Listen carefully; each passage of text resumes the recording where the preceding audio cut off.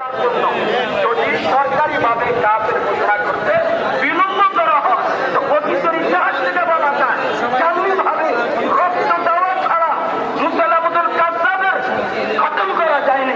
বাংলাদেশের মাঝে যদি রক্ত দিতে হয় তাকে আমি জবাব দিচ্ছি আপনার ঘোষণা করার জন্য রাষ্ট্রভাবে আমাদের সকলকে রক্ত দেওয়ার জন্য প্রস্তুত থাকতে হবে।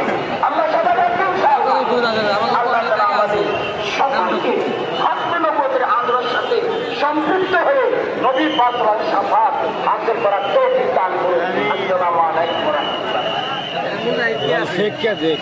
সংগ্রামী মুজাহিদ ভাইরা, এ পর্যায়ে আপনাদের সামনে গুরুত্বপূর্ণ বক্তব্য রাখবেন ইন্টারন্যাশনাল খাতমে নবুওয়াত মুভমেন্টের অন্যতম দায়িত্বশীল হযরত মাওলানা মুফতি ফয়জুল্লাহ।